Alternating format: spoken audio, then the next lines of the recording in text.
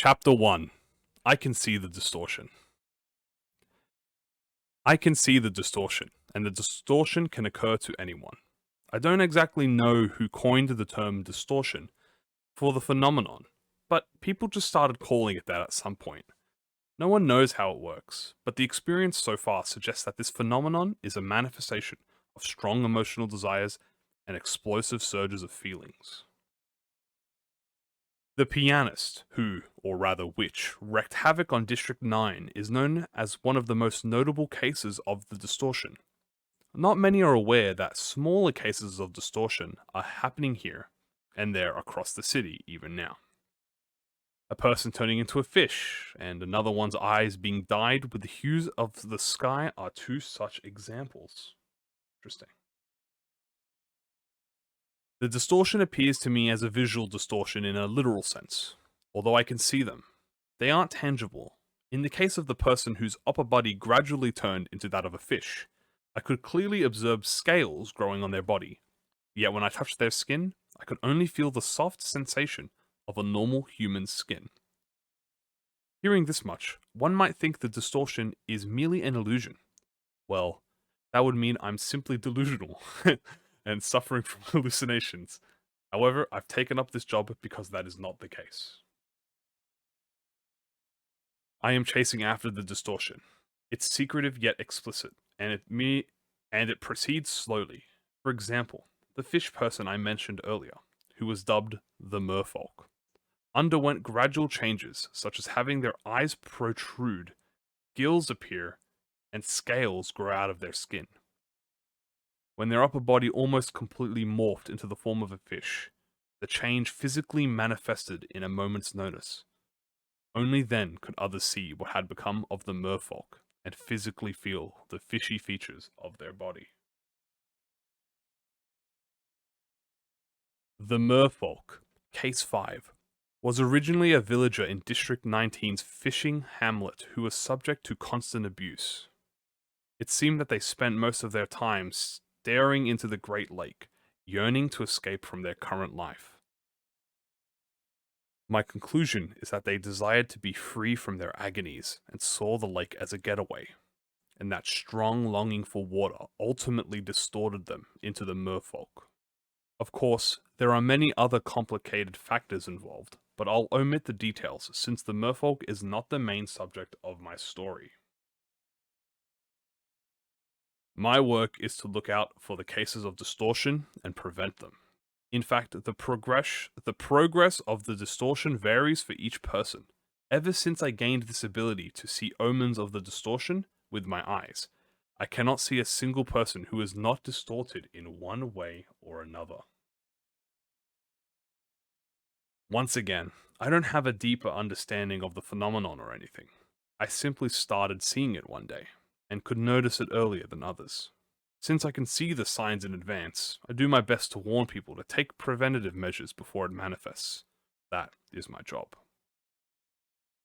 I was hired by a firm that had lost several of its staff to the so-called Ascension incident, and sought out the employees whose eyes were filled with the sky's colors. The firm advised them to wear sunglasses. The idea to give them sunglasses so they couldn't keep the scenery of the sky in their eyes was so outlandish, it made me chuckle. The sky no longer being blue for them didn't have much positive impact on their boring lives, but at least they didn't evaporate anymore. The people who used to look up to the sky started looking down instead. Perhaps they still wanted to get closer to the sky by going up to the rooftop. Or maybe they were just one of the many who chose to jump to death. The city isn't too interested in what happens after a case has been solved. All they need to know is if the death was understandable or not. I'm not a charity worker, so I don't bother looking into cases of the distortion I wasn't asked to investigate either. Case 13. Balloon People. This case was rather explosive. I titled this case Balloon People because people's heads quite literally expanded like balloons until they went pop. This cold explosion would cover everything within a 10-meter radius, with blood and blow to pieces everyone in its range as well. A company in O-Corp's nest finally asks for my help after suffering 5 instances of those balloon people. After some investigation, I found out that all occurrences of this distortion had one thing in common. They all worked in the service industry.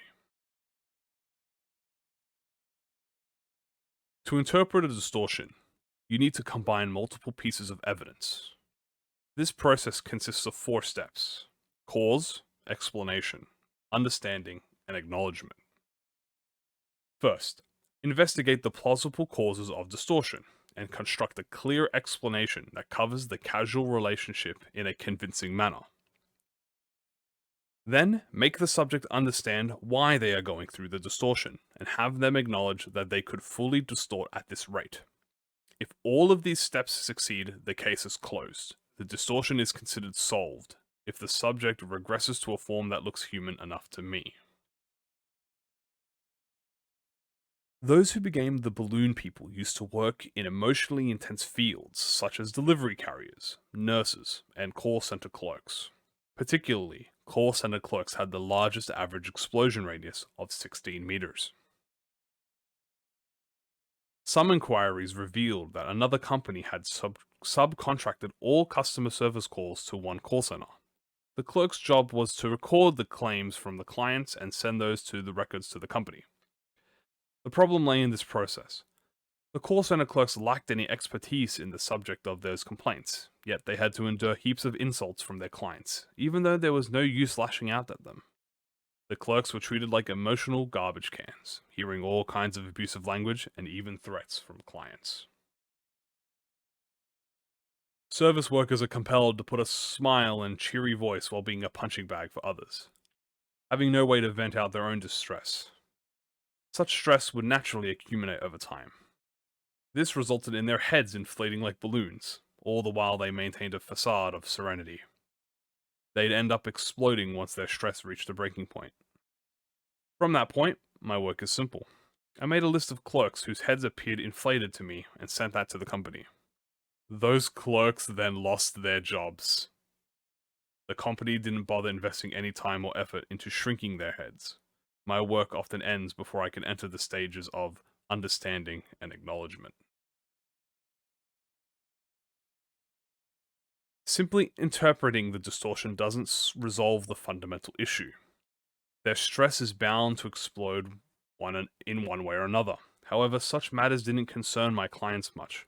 All they cared about was maintaining this abnormal status quo and evading responsibility for the distortion, not the cause behind it. I suppose the same can be said of me. I can't help but keep thinking that we are all something important. I believe I'll be chasing after the distortion for a while, as every single thing appears distorted in my eyes. Right now I'm looking into a mirror, to my eyes. I'm the only one who doesn't appear distorted. In a world full of distorted people, could the only person who remains unchanged be the distorted one? As I look at all the distorted people, the distorted streets, and the distorted city, thank you, by the way, Axis, I come to think that maybe the whole world is distorted. I can't fathom what would happen once the distortion of this world continues and reaches a critical point. Until then, I'll stay ever vigilant for the distortion. I am the Distortion Detective. Chapter 2: The Self-Contradiction. You idiot, I quietly murmured, grinding my teeth. Urza had done it again. I told her numerous times not to ask sensitive questions to the subjects of the distortion. Urza then whispered to me, "Ooh, detective, what do we do?" Haha, sorry, chef. My niece isn't very streetwise yet, you see. Oh, you lovely young sprout. What do you mean with detective? Are you seeing stuff again? Poor little thing. So you were just a couple of nut jobs. If you disrupt my business with bollocks again, I'm gonna call security. The master chef yelled, although this restaurant was too small and shabby for such luxurious titles. Yes, I'll teach my little gal here to behave. Are you insane? Did you really have to say out loud, wow, the food here is just as disgusting as the sanitation who taught you to cook in a small restaurant that's not seeing too many guests? But it really did taste horrible. You think we're here to enjoy the food? You're supposed to carefully look around for clues. Just cram the food in your mouth before the chef finds us suspicious. This food has got to be the cause of the disappearance. I bet the revolting taste drove them crazy and made them wander off. I'm cutting your salary. What? By 25%. What? Detective, please! I took a pipe out of my inner coat pocket. The cause may be stuck for the moment. No, the case may be stuck for the moment, but it should end well somehow. With such optimism, I started smoking. I'm a fixer from District 14, a decently experienced grade 5, currently working for 7, the association specializing in intelligence and investigation operatives. I solve mysteries for a living, though most of these unsolved cases are about the Distortion anyway. The city still seems to be mostly clueless about the Distortion. I simply jumped into this budding niche earlier than others, thanks to my cursed talent, seeing people's distortion. So, what did the chef look like to you, detective? The lower half of their body was out of a snake, and the hands were attached on its tail. Zzz. It had about 7 tails, if I remember correctly. Ugh, what about their upper body? Was it human? Yep, I could see a human in a filthy chef's uniform. Does that mean the distortion had progressed by about half? Maybe it'll manifest in a week or so. It could very well happen tonight, judging from the circumstances. The mouth on one of the tails was salivating and twitching quite intensely. Anyway, we're dealing with a reptilian, right? Let's see. A Stigma workshop product could work. You always pick the expensive gadgets. The pattern of the distortion has been changing lately. The manifestations are getting faster. No, to be precise, the distortion has started to manifest even while people are unconscious. That's right, their bodies distort in their sleep. This seems to happen with people who are half distorted from what I can see. A sloppy monster can only cause sloppy trouble. The Zwei Association gave my office a request. People have been disappearing at night inside a certain hotel in the area, and the association has been safeguarding. Recording was forbidden in the back streets of 14, so there's no video footage available. The hotel only has 2 entrances, the main gate and the back door through the kitchen. None of the missing guests were seen leaving through the main gate. The hotel wasn't assaulted by a syndicate either, which was obvious considering that the Zwei were in charge of the area. Detective, maybe something's really up with the kitchen. Its chef was the most distorted person around, so it's a plausible. The sun sets and night falls. We infiltrated the hotel, restaurant. The fairy I spent a fortune on entered the keyhole and opened the door for us. Sometimes singularities feel like much more monsters than half-baked creatures born from the distortion. Wow, are they having a party or something? What are they eating? Under a red light, skinless hunks of flesh were sitting around the table, eating something. The only dish on the table was something that looked large, like a large leather sack. They each grab something from the sack and eat it. The putrid smell stings my nose. My mind falters for a moment. Turn around. Do not look at the thing they're eating. Don't breathe. This is driving me mad, detective, but it looks so cozy in there. It looks like a bedroll. You'll be eaten and turned to manure once you get in that bedroll. ... Urza was completely in trance. I smacked her in the chest as quietly as I could. Ugh! I gave Urza a handkerchief so she could cover her nose. Keep it tight. We'll be heading to the kitchen now. Leaving behind the feast, we crawled toward the kitchen. A long line of people waited in front of it. Those were the people reported to be missing. They enter the kitchen one by one, and then the human-shaped flesh hunks walk out, each carrying a leather sack. They bring it to the table and eat from it. The food that bewitches people, huh? What could they be eating, detective? It's time to find out. Get ready, assistant. Urza took a Stigma workshop sword out of her bag. I pulled out of my smoking pipe. The door leading to the kitchen is wide open. People lining up for their sack pay no attention to us. They're simply mumbling to themselves. We proceed slowly. We're going in. I can hear the sound of kitchenware at work. The chef is busy cooking something, holding multiple cooking utensils, with hands that are on their tails. What could they be cooking? What are they feeding these people?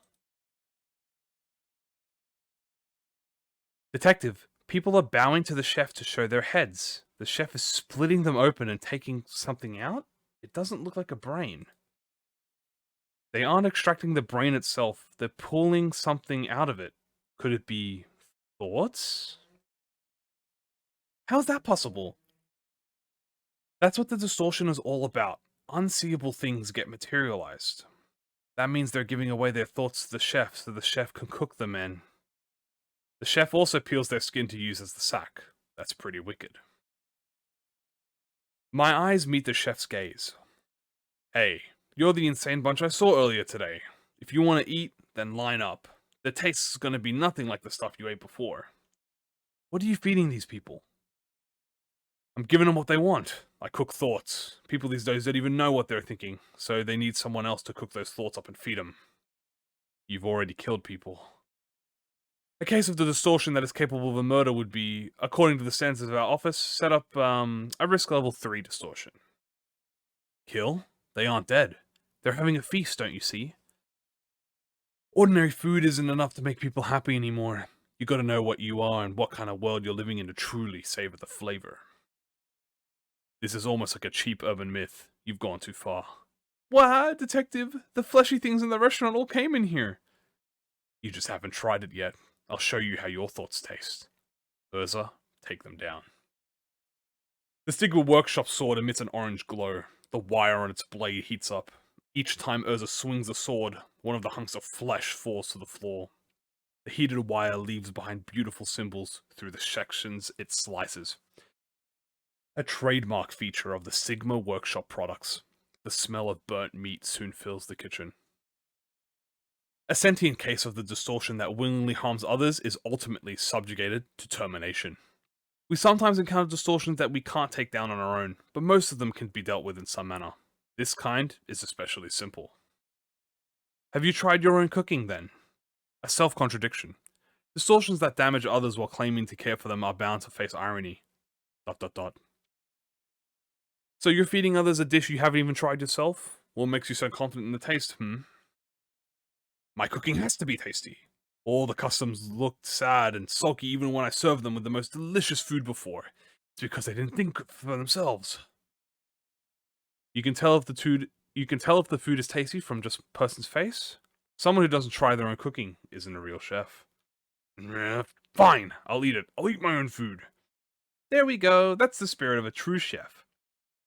The chef split open their own head. They put their hand into their brain and pulled out something glowy. As soon as the chef was done talking all of the thoughts out, they collapsed on the floor. Just like that, the chef passed away before they could take their own thoughts. Detective, I took care of them all. I'm done with my share too. Should we contact the Y Association now? Yeah, just write up a short report. They won't believe all the fuss about cooking thoughts anyway. I'll go get some sleep first. Got it. Good morning, Detective Moses. You're a bit late.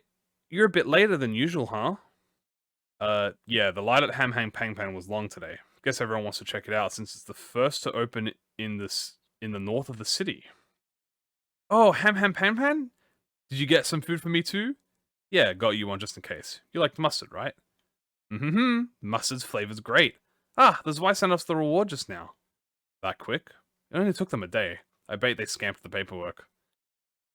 Anyway, to sum this case, it was about an unappreciated cook who wanted to bring joy to the people in their own twisted way.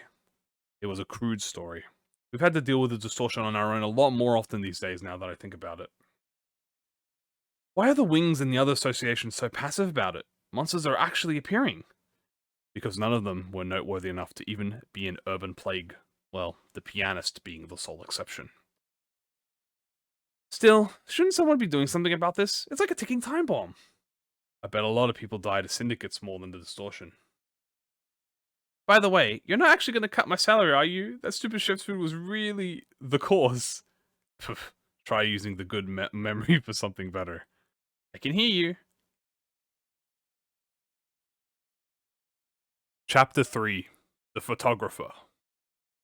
A detective office for unsolved cases located in a 3-story building somewhere in the streets of District 14. It's a mystery how people manage to find their way to my humble office. There's rumors of a haunted alleyway. People who pass by it disappear. How do they disappear exactly? Urza asked curiously. No one knows who disappeared or how. All we know is that someone disappeared somewhere. Then it's either a memory manipulator or a reality warper.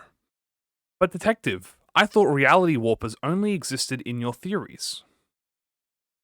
This might as well be our opportunity to see one for the first time. What's this all about? Ahaha, it's our jargon. Where do they go missing, by the way? Urza changed the topic before the client could ask further. It's somewhere around the Plaza of Cherished Hopes. That's not too far from here. How do you know that people went missing? Used vehicles and objects were found abandoned in the street, like bicycles and cars.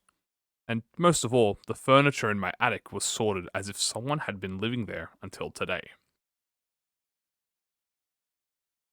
That means one of your family members has disappeared. Huh? But there's only 3 people in my family, and they're all fine. Me, my husband, and my child. We'll see if we investigate it. What if there was another family member I've forgotten, like you said, and if they're dead? The culprit should be killed. That's rather stern. Well then, we should start discussing the requests, I feel. Request fee. Sorry. Urza's eyes sparkled as she spoke. I left the financial management of our office to her. She has enough wits to figure out how serious or tough a request will be, so I can trust her to lead negotiations like this. I headed out to the terrace while Urza and the client were busy bargaining. I smoked from my pipe, feeling the acrid breeze of the back streets. Still, this air is much clearer compared to the messy atmosphere during the smoke war. Distorted creatures walk the streets as always, wondering how long I'll be doing this. I puff tobacco smoke. Detective, I'm done writing the contract. The client went back to her home. Plaza of Cherished Hopes, was it? Get ready. Yes, Chief. Do I bring the usual gadgets? Urza asked as she stuffed equipment into her dimensional bag. Sure. I walk along the streets with Urza. The time is 2 p.m. Ta-da! Here we are at the Plaza of Cherished Hopes. What do we do now? Wait till the night falls? This case appears to be a location-type distortion. Judging from the client's description, a powerful distortion can affect its surrounding as well, assimilating nearby objects into it. We should look for any distorted buildings. But only you can see those weird buildings, detective. What can I do? See if there's abandoned bikes around here, maybe. Windows with eyes, apartments floating in the air, doors with teeth, room filled with water. There are a lot more distorted buildings than it seems. It would be quite a sight if they manifest all at once. Now, which buildings to investigate first? I don't have any specific criteria set in mind. Some deduction and intuition are all it usually takes to figure it out. This one is a case of the distortion that devours people whole. The victims are soon forgotten by others. Why were they attracted to the distortion? I need the profiles of the missing people, but if no one knows who disappeared, it'll be difficult to figure out their common traits. Urza, look for a place around here that provides goods or services for free. What? For free? Does that kind of place even exist? Preferably a place where people who don't have a job would go. And that is why it's easier to figure it out. The distortions of the city are actually rather simple to understand. Ah, there it is, a place called Lemire Soup Kitchen. Is it sponsored by anyone? Nope, it seems to be run by an individual. Lead me there. People who are destined to be forgotten in the city will naturally be attracted to free meals. Isn't this a photo studio? What? It looks like a worn-out tent, though. It's a distortion. Does that really look like a photo studio to you, detective? Mm-hmm. An aged studio. So, this is the soup kitchen, right? Yep. The description says they give away free meals to children or the elderly who are too poor to afford anything else. Do we use the ferry to enter? Huh? Don't you know how expensive it is to recharge the ferry? This is just an ordinary tent camp. All we gotta do is walk in. I asked because I'm seeing a door sealed with a lock. I don't like how you talk back. I'll be cutting off your salary. What? I'm just kidding. Are you having too much fun with that? It shakes my heart, even if it's a joke. Say, we should wait till night. We can interfere with a distortion that's manifested this much already. What are we waiting for then? Hold on. You shouldn't be just barge into a closed off section of someone else's mind. I walked up to the door and gently knocked on it. Soon enough, the door was unlocked. Let's get inside. What did you just do? The entrance opened on its own. I simply showed courtesy. You told me not to use the ferry or anything, so all I could do was knock on the locked door. A photo studio set up inside a wooden building. The whole building exudes the smell of hardwood, and large frames fill up the walls. Wow, it's much bigger on the inside. Now I see why you said it looks like a photo studio, detective. I guess it's visible to you now. Could those photos on the walls be the missing people? Perhaps. Each frame held a picture of corpses, various photographs of dead people. One common feature is that they all died indoors. This room is breathing. I can feel its respiration, its beat. No one knows how many people this room has devoured. A dying elderly person stands before me, a lonely old person whose breath is fainter than the room's, forgotten by others. This aged person has brought and taken in people. As the doddering one faded from everyone's memories, so did too the people they took in. Not a single person knows them. They were here, dying all alone. This place is a memorial. A person whose head turned into a camera greeted us from behind. The 4 lenses on their head rotated disorderly, fixing their gazes onto me. Yikes! Surprised Urza fell on the floor. I remember each person in their photograph. I take pictures of them and frame them. Who are you? I'm a photographer. I believe I should be the ones asking you two are, in fact. This is Moses from Distortion Detective, and I'm the talented sidekick, Urza. She speaks with confidence, revealing our identity so shamelessly. We are fixers. We actually got a request about our recent cases of disappearances. So they do realize that some people have gone missing. What's the point of it all, though? They were already treated like invisible people even before they disappeared. Did you lure them here with free meals to kill them? Urza questioned the person while looking at them with suspicion. No, I didn't. I'm simply remembering the people who are bound to be forgotten. Like Mrs. Agnes over there. I take pictures of them so they can be memorialized in this room. The old person standing before us must be Agnes. She's staring at the picture hanging on the wall, letting out a heavy breath. There are so many people who die alone. I realized that as I worked, so I want to remember them. What work? Kidnapping people? No, not at all. My work has accompanied by an awful stench. When its neighbors report the smell, I go and retrieve the body. So you were a mortician who usually dealt with people that died lonely deaths? Yes. My work was to look for such bodies in the streets of District 14 and direct funerals for them. As part of the welfare plans of N-Corp's Nest, I've arranged funerals for 253 people, and not a single mourner showed up at all of them. I decided to take one last photograph of the dead before I retrieved their bodies, so that I at least could remember them. So you weren't running this soup kitchen from the beginning. I got fired. N-Corp's Nest said they don't need a useless undertaker like me. Funerals are for the living, after all. I'd meet the same fate, since I don't have anyone to remember me. For a life to be meaningful, the memories have to be passed on somehow. So we've decided to remember each other. Remember that we existed and lived in this city. You are distorted. What you've been doing is kidnapping people to your tent for free meals, nothing more. You aren't one to decide whether they'll die alone or not. But it's obvious, it's so apparent that they all die in their own rooms, abandoned and forgotten by all. We'll remember each other and will be forgotten in peace. We have the right to not be neglected by everyone so ruthlessly. And rob the people who still do remember them of their memories? You just kidnapped people who were in the same shoes as you, because you yourself were afraid of being forgotten. You took away their chances to be remembered.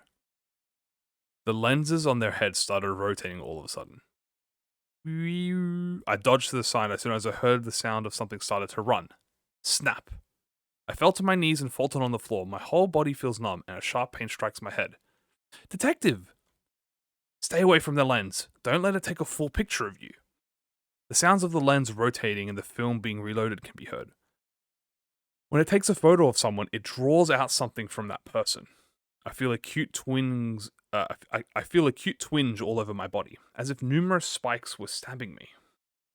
I remember a few that inflicted this kind of pain. Urza, I'm putting up a smoke screen. Yes, Chief. I took out the smoke pipe from my coat and blew it out as hard as possible. Whoosh. The smoke covers the whole room.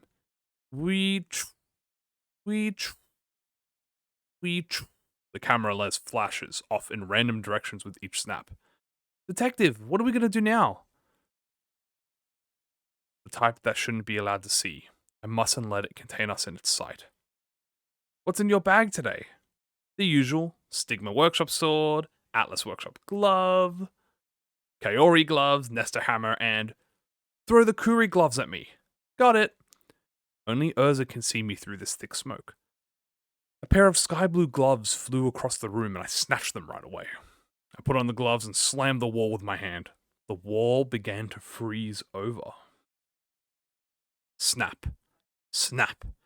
I took a deep breath in through my pipe. Wee. The smoke that had filled the room is sucked back into the pipe. A shiny wall of ice reveals itself. Snap. The lens flashed, taking a picture of its own reflection on the icy wall. Crack. The photographer fell down, cracks showing up on its head and lenses. Oh, you made others be forgotten because you didn't want to sink into oblivion alone. Perhaps, maybe I was the only one who had completely lost their chance to be remembered after all. How many people have you locked in here? 57. Can you recover them? Yes, I can. Then your life is spared at least. Bring them back now. But who will be there to remember me now? We will. Thank you. The photographer's head returned to normal, only a single eye retaining the shape of a lens. The studio regressed to a tent, now full of people. The distortion solved. We found missing family members. He's the one, right?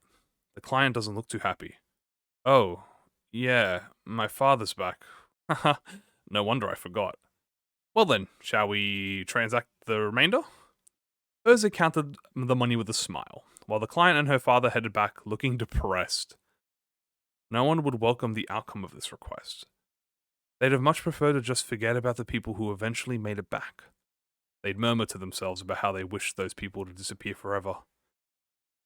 I heard that 58's people's worth of smoke quietly billowed out of crematoriums in the back streets of N-Corp's Nest one day.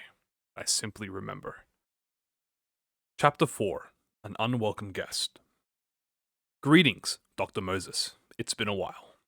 An unwelcome guest visited me, an associate fixer in Section 2 of the 7's Southern Branch, and my former assistant, Heejun. Their eyes are just as arrogant as I remember.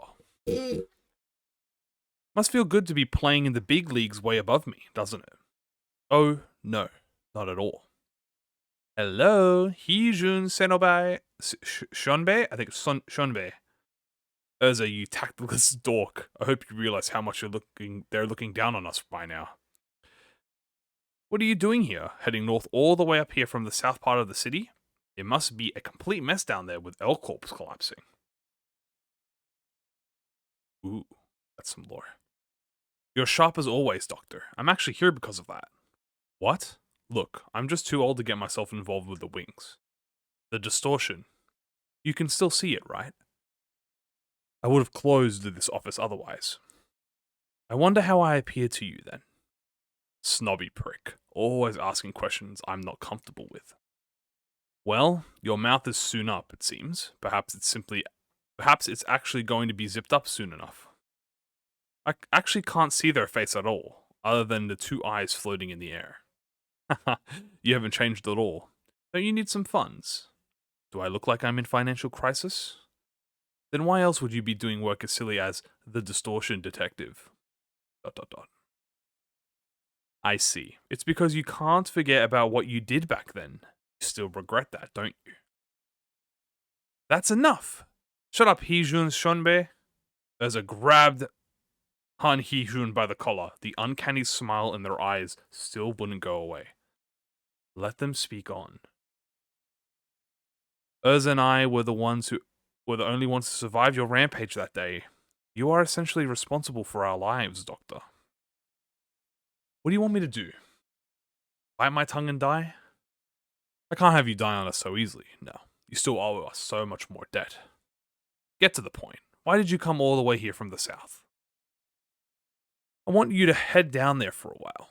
The southern branch is dealing with troubling incidents that are suspected to be the case of the Distortion. We need your ability, Doctor. And please stop with your shabby attempts to solve your cases. What we want is the Distortion manifesting in its whole. Don't try to restore them, just leave them be until they fully distort. What, is the 7 into human experiments now?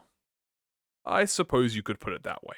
I've reserved 2 warp tickets departing from N-Corp's nest in 2 months, so take the trains and visit our associate office once that time comes. Is it a request directly assigned from the 7th Association? Yes. It's an urban nightmare class. You're free to deny it, of course. You don't care too much about belonging to the associations, after all. But you might be able to meet a certain person at the end of this request. Leave the tickets here and sod off. I look forward to seeing you, Doctor. Yijun left, once again smirking with their eyes. Urza, throw some salt out the door or something. We don't have any salt in the office, though. Should I go buy some? You know what? I gotta go buy some. I knew this day would come. The office feels like a devastated war zone after that snob swept by. I keep smoking until the evening, fighting the memories of my past. Urza, bring me the map of the city. Yes, Chief. But we don't have an officially printed map here. Oh, one sec, I'll try drawing one up. She's passionate in weird areas, and that's what makes her fit to be my assistant. Here, it's done. I made it using Picture Store. Call this a map? Well, it works. We live in District 14, which belongs to N-Corp's nest. Taking a warp train is the only feasible way to get to District 11 in K-Corp's nest. I frankly want nothing to do with the white tie fixers in the south, but at the end of the day, I have no choice but to go. All because I committed an irreversible misdeed. 2 months later, huh? Heejun Sombe said that this was related to L-Corp. Then why aren't we just going straight to District 12 where L-Corp used to be? I heard L-Corp's nest has already fallen into absolute anarchy. They probably called us to stay in a safe place that's relatively close to it. The warp platform in L-Corp's nest likely stopped operating anyway. Detective, are you really gonna stop solving distortions once we get there? Are we just gonna kill them? That's not up to me to decide. It depends on the severity of the distortion. But what if we ran into a distortion that could be reversed if we tried? We can think about that later. There's still some time, so let's do it our work as usual for now. Got it, I'll fetch our next request. Chapter 5. The Mock Exam. It's been a week since Han Hee-jun stirred up a storm in my head. There's no point in being ambivalent about going anywhere. I know that I have no other option. What am I agonizing for then? Detective, this request is about a high school. Urza spoke in a cheery tone as usual. A school? Was it requested by its faculty or the principal? No, the student here is our client. Hello, my name is Meryl. The girl shyly standing behind Urza introduced herself. One of her legs is composed of numbers. What's your school? I'm not sure if a student from the back streets even has enough money to make a request to our office. Detective, actually, she's a client. A student from a private high school inside of N-Corp's nest.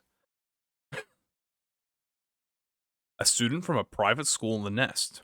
The allowances these kids regularly get from their parents should be more than enough to pay us. I'm willing to play with those rich kids in their little detective games as long as their request fee is paid. So, what problem does our young client want us to solve? Actually, something strange is happening in our school. An important exam is ahead of us and everyone's on edge preparing for college admissions. High school students in the nest should aim for universities in the nest as a matter of course. The college scholastic ability test, held in most nests every year. This one exam determines a myriad of things. Getting a low score and going to a college in the back streets won't do you any good. Entering any college in the nest is pretty much the baseline requirement for joining a wing. So the strange events happening in the school must be disturbing your studies, and you want us to resolve it, right? It's not just about my grade. My friends got weird. The whole school is weird. The students and the teachers too. We need you to let us know what kind of strange occurrences are taking place before we can be of any help. They won't go back home at all. The classes won't end. All of the students? Yes, all of them. What about you? I only I could escape.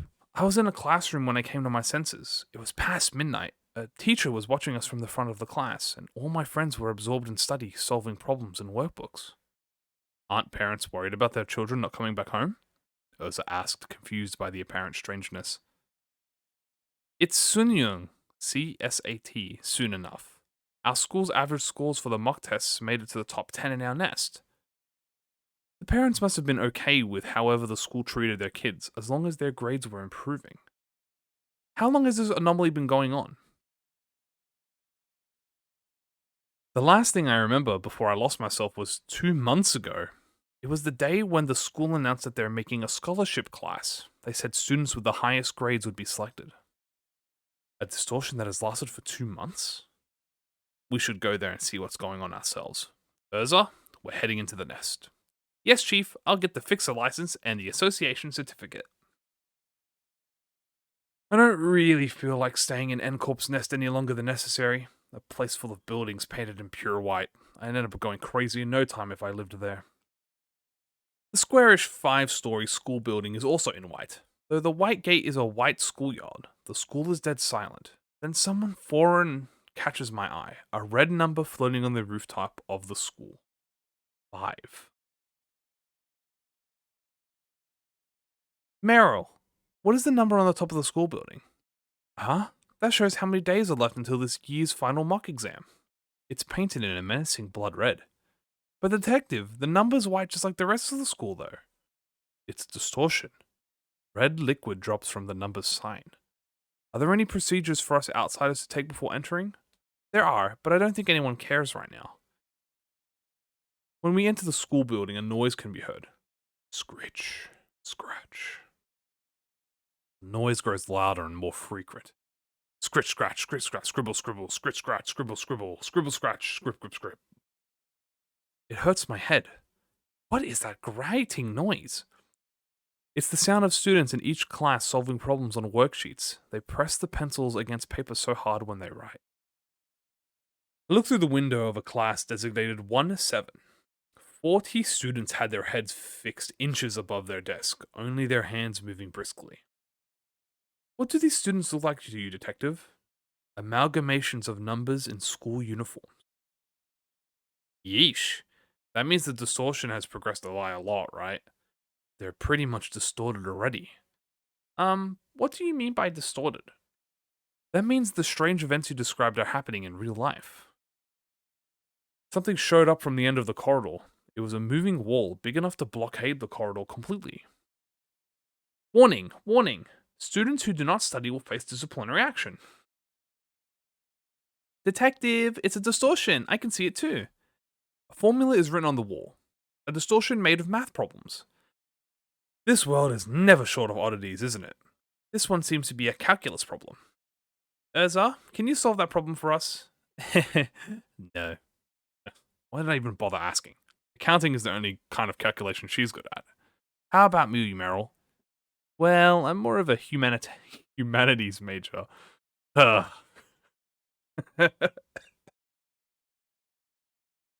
Behind us is a dead end. We have to break through anyhow. All we have to do is solve that math problem on the wall, but no one's up for it. Guess it's up to me now. I took out my ballpoint pen and wrote down an answer on the approaching wall. Wrong answer. You will attend supplementary lessons, now. Knew it. The wall pressed against us, so this is how it ends. I should get someone smarter to be my assistant next time. My consciousness fades. When I woke up, I found myself sitting at a desk in a classroom, wearing the school's uniform. Students around me are busy solving problems on the worksheets. How much time has passed? A red number 30 floats at the center of the class. The last one I saw read 5. Does that mean we have traveled back to the past?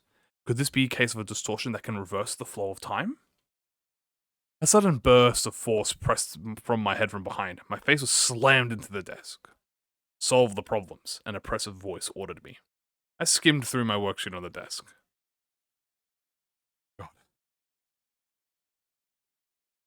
17. Blending 3 humans in a mixer generates 10 units of energy. Given those conditions, what is the optimal solution to dismember 2 humans to generate 15 units of energy? 23. Shilosu wants to be an artist. The wing Shilosu has to go to does not need any artists. Given these conditions, how many dreams should Shilosu kill? 45. There is a cube composed of minuscule humans. The cube factory must meet a certain quota each day. An eyeball can be squeezed from for a hexagon.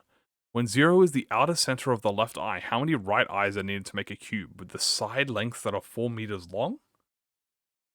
A distorted school giving out distorted problems. They must constantly print out meaningless problems that'll be solved without any significance. Boo-hoo, detective, I have no idea what any of these problems say. Urza's seat was right next to mine. She's looking at me, her face on the verge of tears. I barely lift my head and look at the number again. 17, so that was in minutes, not days. Let's wait until the exam starts. Just write down some random things on the worksheet for now. Got it. A voice could be heard again. You have 10 minutes until the mock exam starts. You must strive to solve as many problems as possible. This is all for the sake of your future. The problems you solve now will be your weapons later in life. The number reached 0. Ding dong, ding dong. Commencing the mock exam. With that, the announcement, the school crumbled. All that remained were the students on the white plain.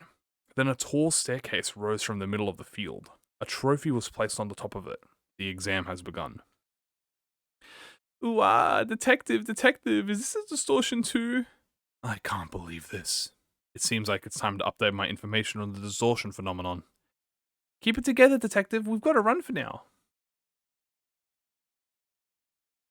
It appears that a massive world of its own can be created with the interests and the desires of a large group of people coincide. This is my first time seeing a distortion occur at this scale. Mass distortion. This entire school is distorted. No, it's not that the school building itself, every student in it is distorted. All the students run toward the staircase, trying to climb up it. Some try to nail down the students ahead of them, while others push the students from behind. The numbers add and subtract each other, they multiply and divide by each other, decimal points pour out of their bodies. This is a war zone, or a very vicious battle. A war where everyone recognizes each other as numbers. No other words are needed in this scene of numerical violence. They must add them to themselves and divide others. The problem they solved so far become weapons to kill each other. When a student assaults another with numbers, the numbers on the victim's head fall off. The number students won't attack us. Perhaps lowly numbers sitting at the bottom of the staircase like us aren't worth their attention. Hey, fixers! I'm up here! It's Meryl. Her distortion progressed much more in the short span of time we were separated from her. She was already halfway to the top of the stairs. Meryl, you should come back down here, Urza yelled. Meryl, there's no reason to climb those stairs. This is a war, a gamble. Fighting each other with no knowledge and grades on the line. If you don't climb those stairs, you'll be safe from it.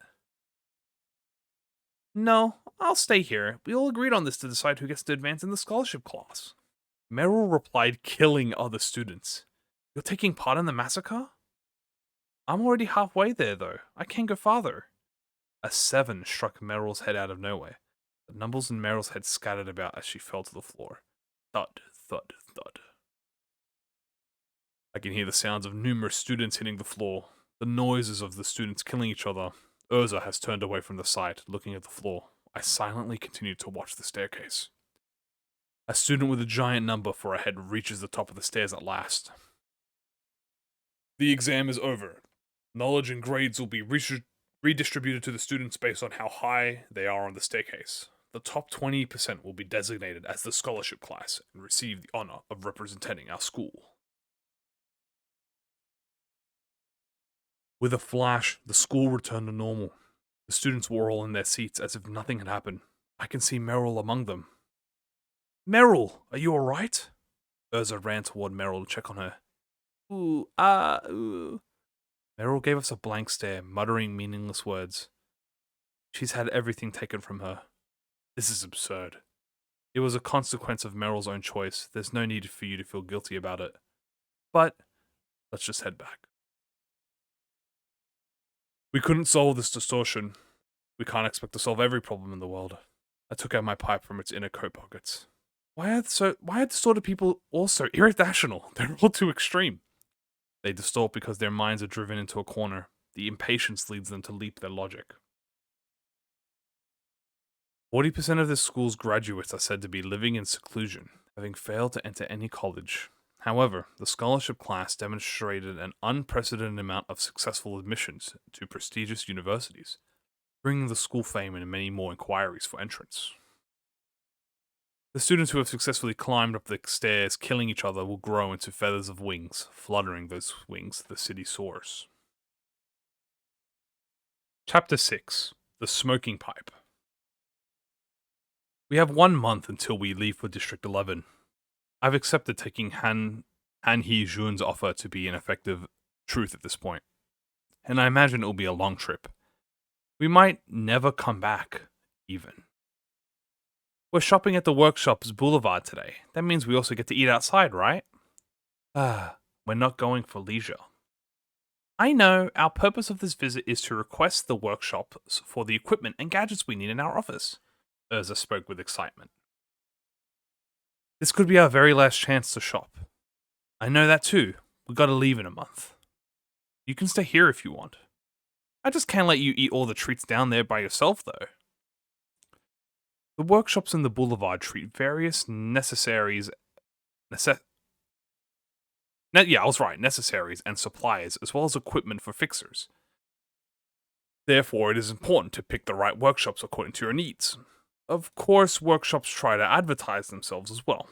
Some become better known through word of mouth, despite how complicated it can be to navigate the products at a workshop. I don't expend any effort towards looking for adequate workshops goods, though, myself. My assistant Urza here is a maniac for workshop products. She seems to have a peculiar tendency to prefer more expensive workshops, but she does a lot of research on various gears and gadgets, and the ones she's purchased ends up being quite reliable. She's pretty much stuffed her personal collection of gadgets in a dimensional bag by now. Detective, the workshops I frequent are all sold out of request slots. I wonder what's up. I don't know. Maybe the fingers are out wreaking havoc on some place we haven't seen. So, have you failed to get any of the equipment we wanted? Yepper. I have. We're not gonna get the gadgets in time if I request them for any later. Urza mumbled. I walked the streets, believing that things will work out anyhow. Detective, behind us! Yes, a bunch of nuisances are after us. Could they be from a syndicate? Maybe an office of fixers? Or perhaps a wing? Whichever they may belong to, they are essentially the same. They want to extract information from me. Well, to have a friendly chat with the fellows following us into the street like this, we need to go deeper into the alleyways. We slowly walk through the complex alleyways, intertwined like a maze. Steel doors are lined up on the walls, guarding residences that don't appear to be well maintained. The time is noon. The noise of pedestrians fade away while the footsteps of our pursuers become louder. We've arrived at a dead end, an empty lot. This is our favored spot for conversations. An obscure corner in the streets with no witnesses, and even if a witness were to exist, they wouldn't be able to go anywhere from here. Now, what could you be wondering about, friends, so much as to follow us all the way out here? I took my pipe from its inner coat pocket and held it between my lips. That's a lot of people. I'm seeing around 30 of them? They're all wearing green suits. The distortion doesn't seem to be bad. All of them are holding weapons like bats and knives. One in a green fedora walks up to us and starts speaking. Are you Moses, the fixer from Cookie Street? Yes, I am, I answered with a smile. We'd like to purchase that long smoking pipe you're carrying. This was unexpected. Someone already has intel on my pipe. For how much? Urza asks, with sparkling passion in her eyes. 100 million on. Nay, this thing's worth at least 500 million. There's no way we're negotiating a price for that low, right, detective? Urza said in a rather disappointed tone. Not even 500 million on could buy it. This is essentially part of me, you see. I never fathomed the idea of selling it to anyone. Who told you about this pipe, by the way? That's unfortunate. We were looking forward to a graceful trade. The one in the fedora walked back and blended in the group. Urza, can you handle them on your own? Yes, Chief, Urza yelled as she put her dimensional bag to the ground. Street combat loadout! In response to Urza's command, the Nestor hammer flew into her hand as she got equipped with Alice workshop gloves. A group of 30 people started charging at us all at once. Urza blocks off the cramped passage to the empty lot by herself. She takes on the gang one by one. Alas, workshop gloves can accelerate the movement of her hands by 5 times the velocity. Activating the gloves, she swings her Nestor hammer, a small one-handed hammer suited for combat in confined spaces, such as the alleyway we're in right now. The hammer is capable of delivering impact to a large area of the object. Its head comes into contact with them. When the Nestor hammer hits one hoodlum in green with such accelerated force, it punches a wide hole through his chest. She violently swings her other hand to crush the jaw of another ruffian rushing at her. She breaks the bones and smashes the flesh of one mobster at a time, but not even her superior physique could impede all of them from getting through the passage. Most of all, Urza is not being serious in the first place. Please take care of the ones I missed, Detective. I'm cutting your salary. What? I let out a crimson red breath. The smoke pipe emitted a scarlet glow before assuming the shape of a sword. I grabbed its handle and prepared to talk. I positioned myself and stabbed the blade into the neck of a thug running at me. With elegance and composure in every step, I puncture a red hole in the body of each gangster coming at me. The strong scent of blood soon filled the alleyway and the lot. Detective, the fedora guy's trying to run away. Urza yelled at me, her body covered in blood. I breathed a violent breeze into my pipe. The pipe began flailing around as it elongated. It soon shifted into a whip with purple thorns growing out of it. I lashed out my pipe to snatch the ankle of the person in the fedora. They stumbled and fell flat on their face into a pool of blood. Urza drags the fallen mobster and drops them in front of me. Tell me, who gave you the information about my pipe? I was trying to avoid using it too often so I wouldn't draw unnecessary attention. I'm afraid I cannot say. Urza, go have some nice heart-to-heart talk with this fellow. Leaving the interrogations to Urza, I smoked alone in the empty blot. Not so long after, Urza came back with the person whose face was now mashed pretty badly.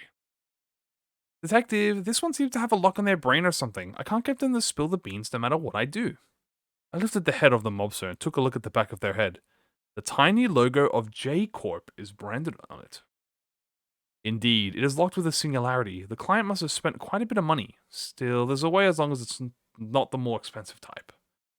I exhaled a white puff through the pipe. The smoke coils around the mobster's body. Now, take a deep breath in. They began to tremble as they inhaled the smoke. You're not acting out of your own will anymore. You're obeying my will. The lock will obstruct your thoughts no longer. Slowly they began to speak at last. Yuria Atelier wanted to study the mechanisms of that pipe. Said it's okay for us to kill as long as we brought that thing. Gasp. Urza's eyes were wide open, shocked by what she just heard. Urza, do you know anything about Yuria Atelier? Of course, it's a premium workshop only accessible to people with a membership. It's probably one of the top 10 workshops in District 14, I think. The workshop maniac's eyes sparkled as she gave me the explanation. Then why couldn't we join that membership? The conditions are a bit tricky. I don't think they'll accept us. They want to study the mechanism of my smoking pipe, huh?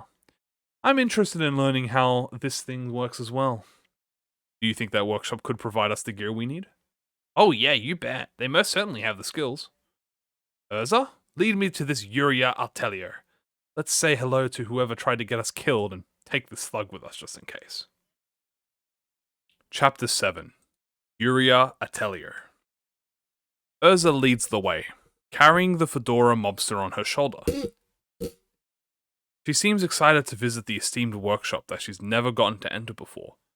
The mobster with the smashed face tries to negotiate with us. Hey, don't take me to Yuria. Please, she's going to use me as a test subject, I'm sure of it. Should we really care for the well-being of a crook who tried to kill us? Yeah, just kill me now. I'd rather die here than be brought back to that sick bastard. All the more reason to take you to her then, I answered, smoking from my pipe. Whoa, I used to just take a peek at this place when I walked by, and now we're finally gonna go see what's inside. Is this the place? Seems pretty small for a renowned workshop. A square building about 3 meters tall stood by itself at the center of the street. The small letters written on the workshop door read, Yuria Atelier. Under that was kind of instructions that read, please knock only if you are part of our membership. I read in the catalogs that Yuria Atelier is run by one person. I think that's why it's so small. I assume it only produces goods in small quantities then. That's not the case, actually. I heard the workshop values both quality and quantity. That's rather suspicious. But before that, how do we get in here now? I could have Urza break through a door of this size, but as with most things in the city, you should never judge something by its looks alone. The door could very well be armed with some foolhardy security device that melts whatever it touches without authorization. Hey Fedora, how do I get inside this workshop? You have to have the membership. Well, do you have it? Our syndicates took on the job so that we could get it. How did you meet Yuria then? Detective, Yuria Altaria chooses its own clients. The workshop sends membership invitations to potential patrons, but we haven't gotten anything yet. What kind of stupid criteria makes this fedora-wearing moron eligible and not us? Sub, you tell me. Fedora, go open that door. What? No way. Who knows what kind of security system it might have? How about this then? If you do as I say, I won't hand you over to Yuria. Promise? Sure. Fedora walks over to the door. They broke into a cold sweat without hesitating to touch the door, before finally reaching out to the handle. Nothing happens yet. They turn the handle and slowly pull it. Creak. Door opens, revealing a staircase leading underground. It seems to go pretty deep down. I knew the workshop couldn't be this small. Wow, detective. I guess the real workshop is down there. Am I free now? Take the lead. Damn it. We walk downstairs. Tremors can be felt from below. My instincts tell me that this is no ordinary quiver. Something is approaching us. Quickly. Detective, what's that? Actually, what is that? A boar? A bear? A giant creature is running toward us. It's a teddy bear! So cute! Urza gleefully spoke with a twinkle in her eyes. What's it about to do to us? It doesn't seem very cute. A giant teddy bear charged at us on all fours. Is that part of the workshop security system? Curious. Or perhaps it's... Urza? Stop that thing. Yes. The teddy bear swung its paw at the fedora mobs in front of us, removing the upper half of their body with one clean swipe. Spicy fists mode! Urza equipped the Namir workshop gauntlets on both their hands. Doom! The impact of Urza clashing with the teddy bear sent a shockwave through the basement. Urza's body is augmented through an expensive and unusual procedure. I must say the teddy bear is impressive in its own for enduring her sheer strength. Hurrah!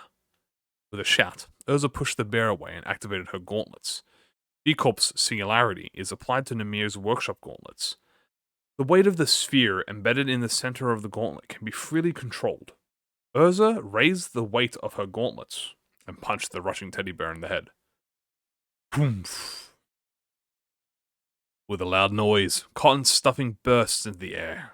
Urza fist ripped a large hole in the teddy bear, continuing to pummel the bear with both her hands, punching even more holes in the bear's body. Cotton stuff exits the bear and fills the air with each hit until the bear was torn beyond recognition. Ha! Whew! I did a good job, right? Urza spoke triumphantly. You did indeed.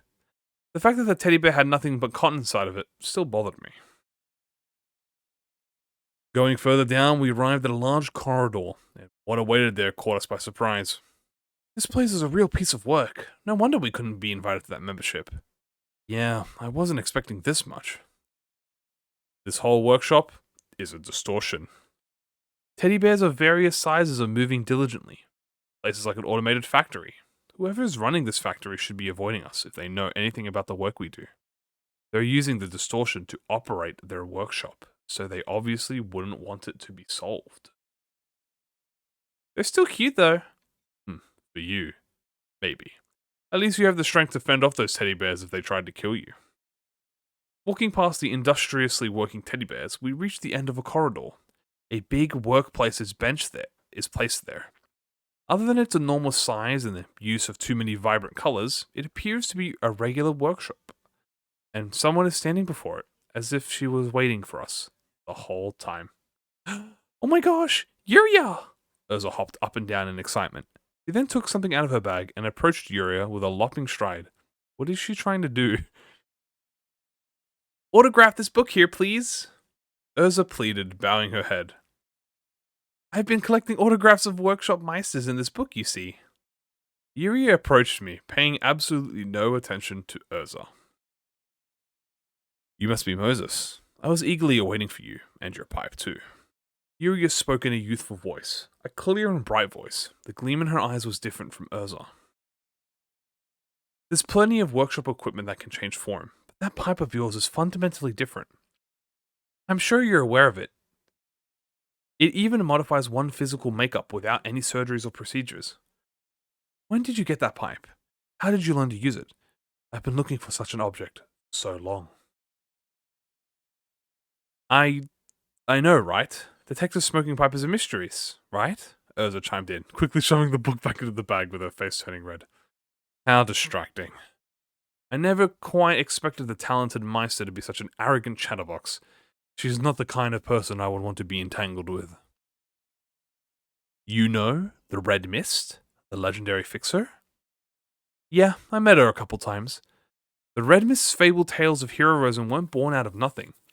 The weapons she used to brandish and the clothing she used to wear were actually the same sort of equipment as the smoking pipe you're using. Yuria paused for a moment. I'm sure you could feel it too. Maybe vaguely. That smoking pipe resonates with your emotions. She's right. This pipe is nowhere as simple as the likes of a mechanical arm that moves according to command. It resonates with my feelings. It's as if the pipe is a part of me. I've been running this workshop not just to earn cash, but to gather information from the area around me. All the places I've been to here before were busts. Look at this. Bzz. A video plays from a screen behind Yuria. It's footage of us fighting syndicate gangs in the empty lot earlier. Gasp! Astonished, Urza covered her mouth with her hands. Recorded footage. You have the audacity to break the taboo of District 14? Are young people these days all bold and brash like you? Yuria went on without a care for our reactions. Behold, your graceful maneuvers and this elegant smoke. I'm about to fall in love. My expectations were right, Moses. You're the one I've been looking for. Scratch that and just tell me, do you know how my pipe works or not? No, I don't. Not yet, anyways. Though I can try to study it now. Perhaps I could even improve upon it into something greater, if we work together, of course. She is a nuisance for sure, but I need to learn more. I must know more about this power given to me. So, how are you going to try studying it? By looking into your mind. I'll need to know you. It takes time to get to know each other. How's this sound, Moses? Are you prepared to show me your heart? Detective, do you really trust her? I mean, she sounds suspicious. Urza yelled in panic. Moses, you're going to trust me no matter what. I know you can see it. Right. What can I do for you then? I answered softly. Detective! Urza was desperate to make me reconsider. Yuria slowly walked towards me and whispered into my ears. I'll be your assistant. I want to watch you from up close. I'll make gear and equipment just for you. I want to be of help to you. Also, you can open up your heart to me. Yuria smiled. I put my hand on my forehead for a moment. This reminds me of some unpleasant memories of the past. I remember meeting someone like her. I had no other option then, and I have no other option now. The lifeline that descends upon me when there's no way out, the rope I must hold on to. These are the only kind of opportunities that ever come to me. Urza, we're going back to the office. Yes, Chief. With Yuria. Empty a storage room for her. What? Yuria followed right behind me, while it took Urza a moment to get moving. The storage room in our office was remodeled into Yuria's personal space. She promised to make equipment for us, under one condition. that we take her with us wherever we set off to solve cases. Detective, it's so weird. Why aren't you solving her distortion? She broke the taboo of the district too. Urza complained as she stuffed Pang Pang's mayonnaise flavored sandwich into her mouth. I'm simply making use of Yuria's strengths, and I have you to count on, so don't worry. I soothed Urza. I imagine she's going to be sulky for a while. I, Moses, have no trust in other human beings. I do not trust the words of Yuria, a stranger. I simply trust my eyes. She is not distorted. I do not see any distortion from Yuria. Chapter 8 How Young Produce Company. 3 people sat around the dining table for 2. It's early in the morning, and Urza is already glaring at Yuria. She must be irked by this little intruder that popped into our ordinary life. It's curious how you can stare at me for 30 minutes straight, all the while having breakfast. Wouldn't you agree, detective? Yuria spoke with a smile. You small little thing. Detective Moses, it looks like Urza is mocking us for our height. That's not... Noises. My head is ringing. The rice is well cooked, and yet I'm losing my appetite, thanks to the noisy ruckus those two are causing. This has been going on for a week. I'd hate to have to deal with this every morning for the rest of my life. Quiet! Owie! Good. They yelp as I kick them in the shin. Could two of you keep it down while we're eating at very least? Urza and Yuria nodded. My appetite is finally restored in the fresh serenity. I place a quail egg boiled in soy sauce on warm rice and eat it. The food we bought from Rand's side dish store, a grocery store that recently opened up near our office, turned out to taste good. I should visit them more often. After finishing the meal, I headed out to the terrace to smoke as per my daily routine. Urza, do the dishes. Yes, Chief. Listening to the sound of Urza washing the dishes, I puff out my tobacco smoke and look below. Distorted creatures are heading to distorted workplaces as usual. The scenery of the street will be forever the same.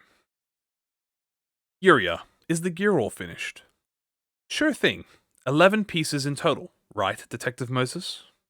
11 pieces of equipment in just 1 week. That's quite impressive. Besides, the gear was commissioned by Urza, not me. Likely, she must have asked for complex and elaborate gadgets to spite her. Their quality is yet to be demonstrated, but the production speed is certainly on the level of a maestro. Urza, is that correct amount? Urza stops cleaning the dishes for a moment and nods while staring at the plate she's holding.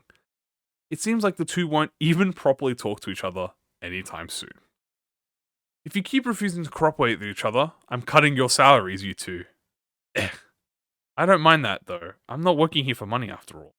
Yuria responds nonchalantly. I don't mind that either, Detective. You don't have to pay me at all this month. I can't believe Urza would go as far as to say that. These two make such a childish pair. I place my hand on my forehead. I won't care what the hell you do with each other, so just don't let your little feud disturb our work. Yes, got it. We haven't had any noteworthy requests since we took in Yuria. They were all trivial matters where I didn't have to use my pipe, and most of them weren't even cases of the distortion at all. I expected Yuria to be disappointed by this uneventfulness, but she seemed hardly bothered. I went downstairs with my pipe, still in my mouth, and rummaged through the request box. An envelope happens to be waiting for me. I tore it open and read the paper inside. This case smells like a big one. The 3 of us walk the street together.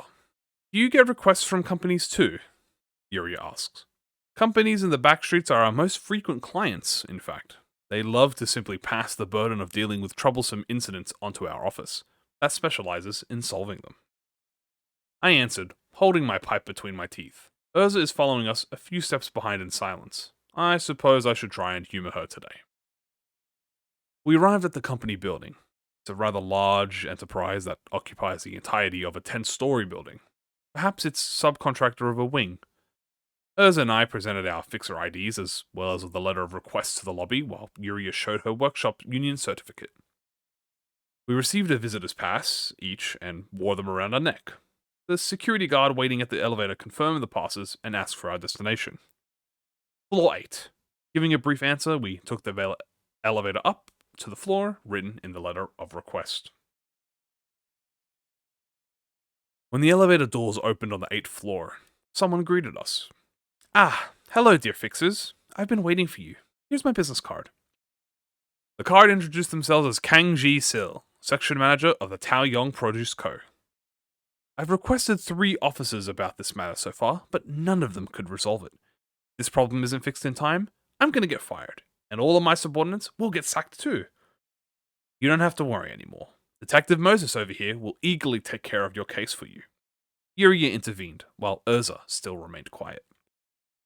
Greetings, I'm Moses, from Moses' office, handling mysteries and unsolved cases. May I ask, who recommended our office to you? The, Ame. Ame office recommended you to us. They said Moses' office should be the perfect fit for this kind of case.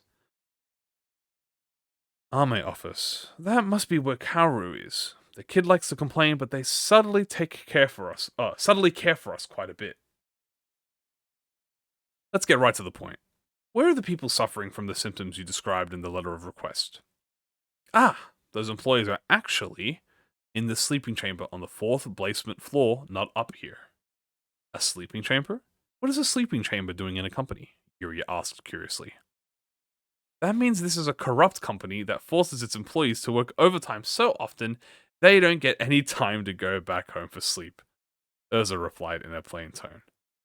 Oh my. Well, it's not just us, you see. Most of the time, most firms do the same these days. Manager Kang appeared rather perplexed by what Urza said. Please, lead the way then. Of course. This way, please. We go back to the elevator. Manager Kang tagged their security cards on the elevator control panel, revealing a set of buttons that lead to the basement floors. This company building goes as deep as 15 floors underground. One could very well run into some hidden ruins at this depth. What kind of produce company goes so deep underground? Urza asked. I'm afraid I can't answer that much in detail. You could just think of the underground space as our warehouse. Manager Kang answered as they pressed the button to the 4th basement floor. With a jingle, the elevator arrived at its destination. We were met with complete darkness when we stepped out. Oh my, why is it so dark in here? Because it's where people sleep. Duh, Urza answered Yuria's question again. Manager Kang groped along the wall looking for a light switch, and soon enough, orange light bulbs on the ceiling lit up, one row at a time. Flick, flick, flick. More people could be seen with each set of light bulbs lit. The numerous people were lying on the floor, arranged in an orderly manner. As you can see here, these employees won't wake up at all. Not waking up from their dreams, huh? What kind of dreams could they be having to make faces like this? Urza said, tilting her head to the side. They seem to have escaped into their dreams. We should have a look at their recent work records. Yuria spoke with a smile. Yeah, I thought so. I said in agreement. Urza groaned. Oh dear, and I was trying to appease Urza for a while. That's not all, actually. What the f- Ausberu Max We Dren Rax Rail Vas Dren Vessel Away Tufu Lax, etc., etc. All the people lying on the floor opened their eyes and began chanting unintelligible words in unison. The wide underground floor was soon filled with the voices of the many. Eek! Urza freaked out. I think there was some sort of message hidden in what they just uttered. Yuria spoke, with her eyes closed, focusing on the sound. Alsperu Max Weed on Drax, Real Vastrang, Prasad Way Tufu, etc., etc. The voices once again echoed through the floor. Manager, we'd like to check their work records for the past month. I turned around as I spoke to the manager Kang, who I expected might be right behind us. Kangji was instead inside the elevator. Chink. A steel gate then blocked entry to the elevator. My apologies, fixers. I'm sure you people are capable enough to handle this, right? The elevator doors began sliding. Tell me, what happened to Kaoru from Ame office? You'll be able to find out soon enough. I hope you can survive this hell. The elevator doors were closed. They got us good. The light bulbs on the ceiling flickered. Every time the light bulb flickered, hundreds of eyes still lying on the floor could be seen gazing at us. Zzz, zzz, blink, zzz, blink, zzz, blink. Chapter 9, Crimson Point. Ooh, detective, I'm so hopeless with this kind of stuff. Urza took cover behind me, speaking in a faint, squeaky voice. She's not helping, I suppose. Shall we start out by looking for an exit, detective? Eee. She still has the nerve to take jabs at Urza in a time like this. I must wonder if she ever gets tired of it. Do you have night vision goggles or something of the sort? Ah, right, there's a few in my dimensional bag. I'm the one who crafted those glasses, though. Well, I planned out the functions for them. I'll commend you both, so hand me the damned glasses already. Urza rummages through her dimensional bag and took out 3 pairs of eyeglasses, handing a pair to each of us. The temples of the glasses are decorated with ribbons, typically northern workshop fashion. Do they really have to adorn everything they make with such ornaments? Putting on my eyeglasses, I could gain a clear vision of the chamber, as if it were brightly lit by the sun. Even with the light bulbs on the ceiling blinking frantically, the glasses automatically compensate for the rapid changes in brightness, allowing me to see things in a constant degree of brightness. Quite impressive. I would have had to rely on a lighter to barely see things right in front of us in the old days of just Urza and I working together. It certainly is convenient to have a Meister working for our office. Detective, what do we do if they all start jumping at us? Urza worriedly asks. I'm pondering on what to do as well. Looking around, I can count 108 employees here. We're all blinking at the same time, chanting the same words. What could this mean? For what purpose, perhaps? It seems as if the minds of these people are linked together. Detective, over here! Urza points toward a mashed pile of flesh lying in the corner of the sleeping chamber. There were several of them around. In fact, I can see at least 8 of them, all created at different times. We approach the pile that appears to be the most recent. It's a dead body. As I suspected, a corpse that was crushed brutally. Something in this room smashed people. They were thrown with tremendous force. It's been at least 33 hours since this blood was spilt, judging from its state. This body seems to have suffered heavy external damage. Yuria said, as she observed the pile of flesh with a magnifying glass. Kaoru. This song belonged to Kaoru. That means our opponent has enough physical strength to pound a grade 4 fixer to a pulp. The rest of the lumps of flesh nearby are likely what became of the other fixers from our main office. There is nothing in our sight that appears to be the culprit. However, the only thing in this space are 108 sleeping employees of a produce company still wearing their suits and the 3 of us. Detective, how do those employees appear to your eyes? Urza asks. Well, obviously, they all have different forms of distortions. No, something is different. The employees did have distortions of their own, but without any common trait to be found, much like I see in the streets. Yet, their distortions are beginning to disappear. The ones whose face was missing regains their face. The ones whose right arm was scorched has their right arm restored. Cylindrical objects are being removed from one person. The distortions are all gathering to a certain spot. I looked toward the point where all distortions were converging. Smoke billowed from what appeared to be an altar. Then, their chant must be some kind of code, and a ritual to summon something. The smoke gradually condenses into a certain shape. Should we kill all the employees sleeping here? We don't know what may manifest from that smoke. It's hard to judge something we know nothing about. I don't get a good feeling about this. It could turn out to be a favorable phenomenon. It could be an opportunity. And at the same time, it's just as likely to be something that could kill us all. I cannot make any judgment on this phenomenon that I am experiencing for the first time. Should I kill 108 people at my own discretion, based on an uncertain possibility? The lives of Urza and Yuria depend on my decision. My thoughts accelerate. Urza and Yuria are saying something to me. Damn it, I know. I should come up with something. If I were to use my white breath, can I control more than 100 people at once? I've never tried something of that scale, yet I'll only end up ruining myself even in the worst case scenario. Yes, this is the most plausible option I have. Having made up my mind, I open my eyes. The floors under each employee opened up, storing them in a space below. It was as if they were being used as batteries of the mind. It's too late. Only 3 of us remained in the 100 pyong space, till we noticed something standing before us. At least 3 meters in body size, 6 arms, massive muscles that looked like they could burst any moment, a skeleton head, blue flames spurting from its gaping mouth, red eyes staring at me. The shape was complete. The creature assumes a bizarre pose. This is a completely hostile entity. Instinctual fear overwhelms us. Yuria grabbed my sleeve tight. Urza's eyes changed. Urza, what we're about to face is something completely different from anything we've dealt with before. Yes, detective. Urza puts her dimensional bag on the floor. Yuria, observe me to your heart's content. Of course I will. I held my pipe between my lips. I closed my eyes and began breathing in. The distortion has the same scent as the pianist. A distortion dedicated to slaughtering people. One moment of carelessness means death. Yet, I'm beginning to feel excited.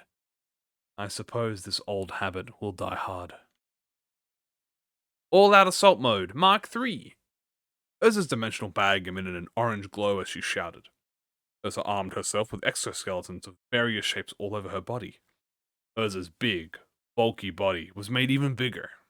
Her size is now comparable to the beasts we were facing. I noticed that the exoskeletons she's wearing don't exactly appear to be the ones I saw her use before. These must be Yuria's work, though it seems that Urza found the time to stipple them with stickers, like she does everything else she owns. When did you plaster my gear with silly stickers like that? Yuria complained, as expected. If it looks like we're about to die, don't look back and just run. I'm sure you can fix the elevator somehow. I'll earn you enough time. Urza spoke in a calm tone. What are you talking about? Yuria dropped her usual impudence. I placed my hand on my forehead. Stop jinxing us, you two. We're all making it back alive. Boom. With a thunderous kick against the floor, the giant leaped at me. Its skeletal head came right in front of me in a blink of an eye, one of its arms winding up for a punch. A clean hit from that fist could turn me into a pulp. I stood still and closed my eyes. Bang! Urza cut in immediately and sent the skeleton flying as quickly as she had approached me. I won't let you so much as lay a finger on the detective. Swoosh. Crashing into the wall, the giant soon jumped out and threw its fist at Urza. Bang! Bang! Urza held her arms high and deployed a powered shield to block its attack. My hair and coat flooded from the blast of the air created from its impact. The skeletal giant is a purely physical being. I doubt psychological attacks will have any effect on it. I could try restricting its movement to assist Urza, but even if I did, she can deliver the finishing blow to the monster? I doubt that either. Urza, protect me with all your strength. Yes, Chief, Urza responded loud and clear. I inhaled a crimson red breath. Yuria style, rotary drill. 3 drills emerged from the exoskeleton on Urza's right arm, as she thrust at the skeleton's beast's body. They struggled to penetrate the giant hard skin, throwing up sparks in all directions. The giant uses 2 of its arms to grab Urza's right arm and pushes her away. While charging up strength with the other 4, Urza continues to strike the giant's waist with her left arm. Boom! 4 straight punches land on Urza at once. The sheer strength of the giant's 4 arms knock Urza across the chamber and into the wall. I inhaled a crimson red breath. You dummy, use the axe, Yuria yelled urgently. Yuria style, axe. Urza pulled a long pole from her back, which turned into a 2-handed battle axe of enormous size. I never thought this stupidly large axe would actually see use, Yuria mumbled. I inhaled a crimson red breath. Urza charged at the giant with the axe in her hands. At the same time, the Colossus lifts its right arm and lunges at her. Slice! 3 muscular arms of the giant flung into the air, cleaved clean by the axe. It's an axe sharpened by my teddies in the workshop for 4 whole days. I bet it cuts better than a hyper-oscillation blade, huh? It really does. Urza's eyes sparkled with enthusiasm. I inhaled a crimson red breath. Watch out! Yuria gave Urza a warning. Zoom! Shoom! The cleaved right arms morphed into the sharp stakes and wedged into Urza's flesh. Urza swings her axe up, chopping off the arm stakes like still stuck on her body. Urza then proceeds to kick the giant right away and swung her axe at the giant's body this time. Clang! Urza, the edge is all worn down now. Tuh. Urza threw the frayed axe to the ground. I inhaled a crimson red breath. Urza and the giant engage in a brutal scuffle. The Titan ruthlessly pummels Urza with its 3 arms, remaining arms and legs, crushing her exoskeleton bit by bit. Blood gushes out from the stakes stuck in her body. Detective Moses, please! Iria cried at me. I inhaled a crimson red breath. I do not stop inhaling. I close my eyes and sink into my inner world. Every atrocious moment of the past throughout my life swirls around me. The memories of violence I never want to recall. Blood, scars, corpses, pain, war, carnage. I concentrate all of that malice into a single point. Good work, Urza. The smoking pipe became a scarlet, coarse cylinder in my hand. I aimed the cylindrical shape at the oversized skeleton. Crimson point. I stabbed the cylinder into the giant. The cylinder expanded by about 5 meters, erasing the creature's upper body. It bore a hole through the giant's body, a hole created from physical force, yet the origin of that force was neither external nor internal. What was there simply vanished. My body was shaking, my eyes were bloodshot, and my mind was swarmed with destructive impulses. I must maintain reason. I coughed out a thick clot of blood. Then I felt a familiar embrace. It's alright, detective. It's over now. Urza hugged me, her body soaked in blood. Yuri was next to me, sitting on the floor crying. And I could not come back myself. You all did well, I stood up and adjusted my coat. It's about time we figured out what's going on in this damned company. I put my pipe in my mouth. Chapter 10, Blockade. Yuria, you're more than capable of repairing this elevator, right? Yes. Please get it fixed as quickly as possible. I'll be looking after Urza for a bit. Heh, no worries, detective. I've been through this much a lot. There have been a few occasions that could harm Urza this badly, though injuries in general are not a huge concern for her. Still, it wouldn't hurt to take extra caution. Considering that it's distortions we're dealing with this time, I came near Urza, who's resting on the floor, and took out a first aid kit from the dimensional bag. It's been a while since I bandaged your wounds myself. It really has. The stakes embedded in Urza's body fizzled into vapor when the skeleton beast fell. I wrap a Fanar Workshop pressure bandage on the open wounds. Blood is still oozing out, but there doesn't seem to be any sign of infection, of transmission. What was up with this distortion, detective? These things that keep getting tougher and tougher, could it be the same type as the mock exam case? Beats me. Alright, take care of the rest yourself. I stood up and approached the altar-like black box at the other end of the chamber. The distortions of this company's employees were sucked into this box, which turned created a white smoke that manifested into one giant distortion. That wasn't a mass distortion shared by many people like the one we saw in the mock exam case. An artificial distortion created by someone's design. Urza, come and get this weird thing when you're done bandaging. Got it, Chief. Urza picked up the bag and dusted herself off as she stood up. Detective Moses, the elevator is working. We can get to any floor we want now. This company intentionally put its employees to sleep in this underground chamber and hired fixers to fight against the man-made distortion. What are they planning to do with it? Develop it into a weapon? If they could manage to control the distortion through technical methods, they'd shake up the balance of power for sure. But how, exactly? How is it possible to quantitatively measure and manipulate the human mind through a device or two? The technology that could achieve such a feat would be nothing short of a singularity. It's not an advancement that some obscure company in the backstreets could make one on its own. Something is up with this company. Let's head to the 8th floor. Understood, we're heading up. Urza hurriedly hopped into the elevator. That strange box fortunately seems to fit into her dimensional bag somehow. Sanbei, are you feeling alright? Silence ensued. Urza, Sanbei. Me? I'm your Sanbei? Urza exclaimed with surprise.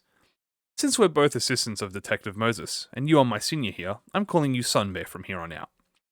Yuria finally seemed to have acknowledged Urza. Oh gosh, Detective, she must be distorted!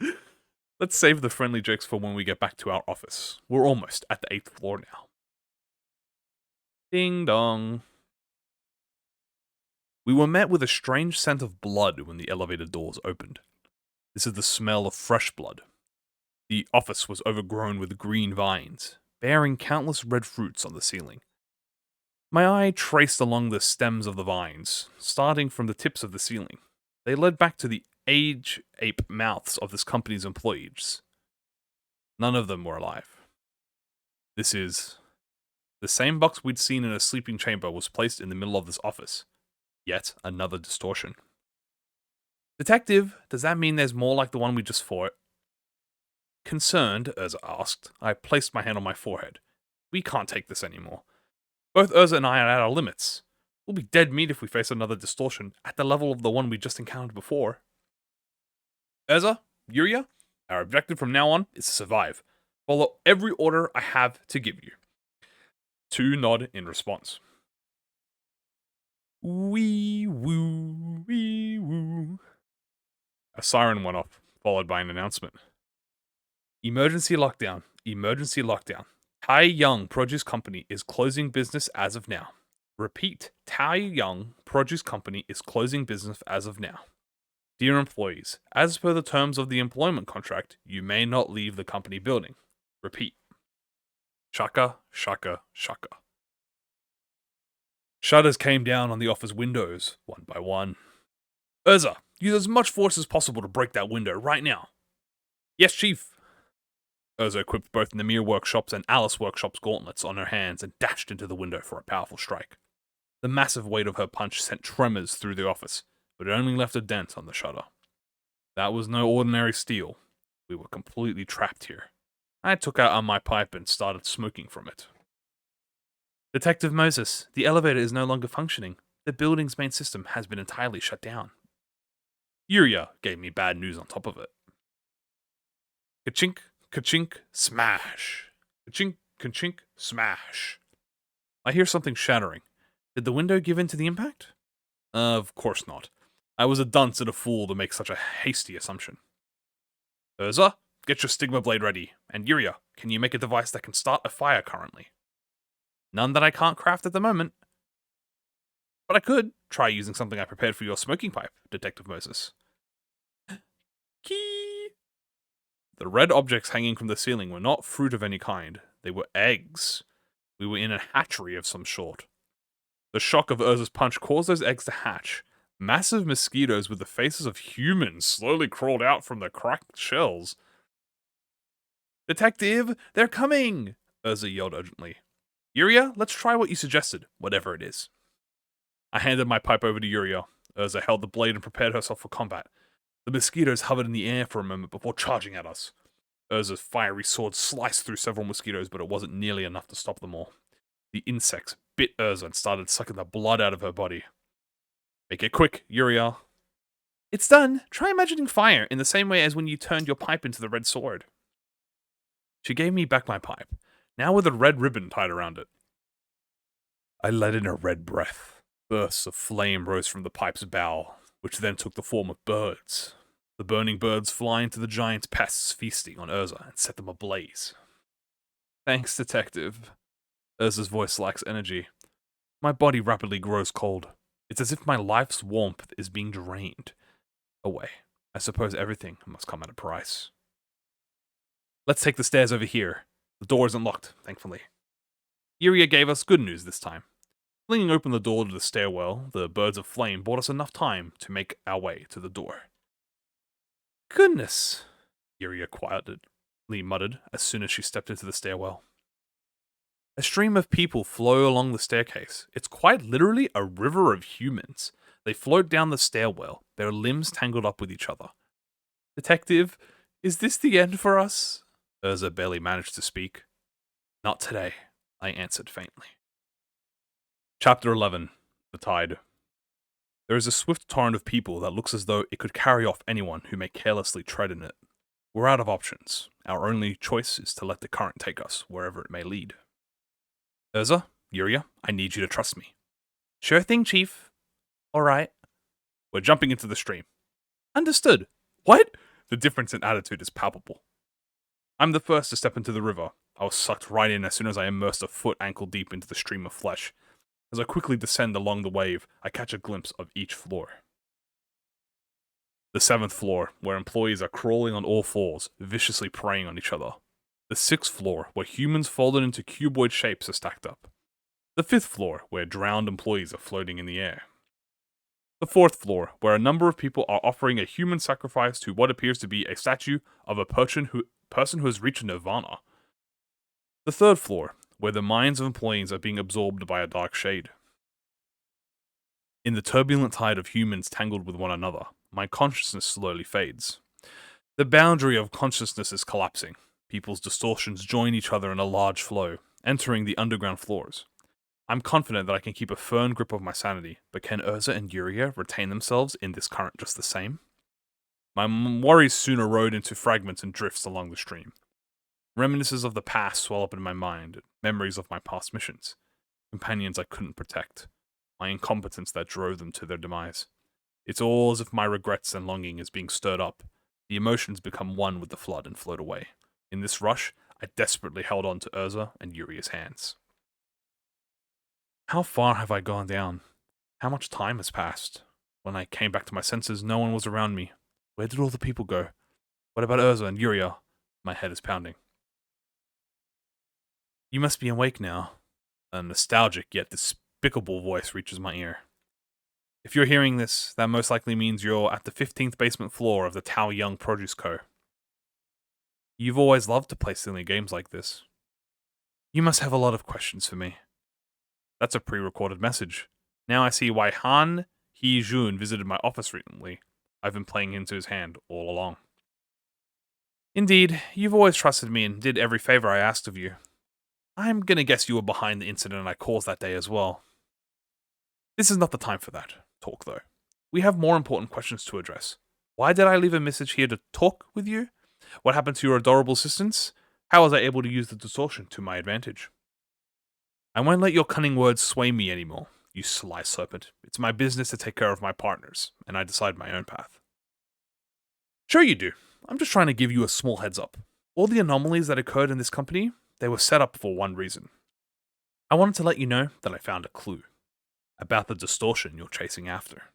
As you see here, I can now harness the distortions to an extent, Moses. Doesn't this give you a glimpse of hope that you may finally repent for what you did? You know, I was about to go meet you anyway. There was no need to pull this nonsense on us. But if I didn't go to such lengths at the very minimum, your hatred toward me wouldn't have carried as much weight at all, now, would it? What a paltry concern. I'm carefully preserving all my wrath just for you. Why don't you prepare a silver platter in the meantime, so I can put your head on it?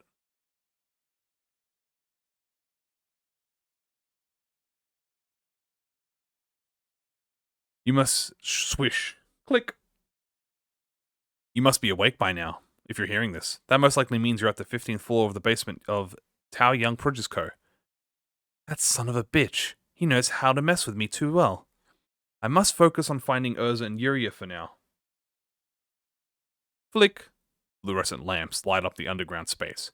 This was the 15th basement floor. It's entirely surrounded by pure white surfaces. And Urza is standing idly in the middle of it. Urza. I took out my smoking pipe and put it in my mouth. Then I placed my hand on my forehead. It looks like Urza's distortion is still within my ability to solve. She seems so tiny and powerless, standing on the opposite side of the room with her head bowed. Detective, I couldn't protect her. This is just like back then. I trusted you, Detective. Yuria was laid still at Urza's feet, unconscious. Though, I still believe in you, actually. Yuria's red ribbon is still tied onto my smoking pipe. I quietly tasted the smoke as I looked up to the ceiling. Large antlers resembling those of a stag were grown on Urza's head. Through my eyes, Urza has always worn a mask on her face, though I could never quite tell what that mask was a true expression of her feelings. But this time, numerous masks are plastered all over her body. The river of distortion got her in the end. I suppose solving the distortion of my precious sidekick is one case I can work on free of charge. I let in a violet breath. Chapter 12. Masks. Urza, a diligent child who has little faith in herself. Urza wore a different mask every day.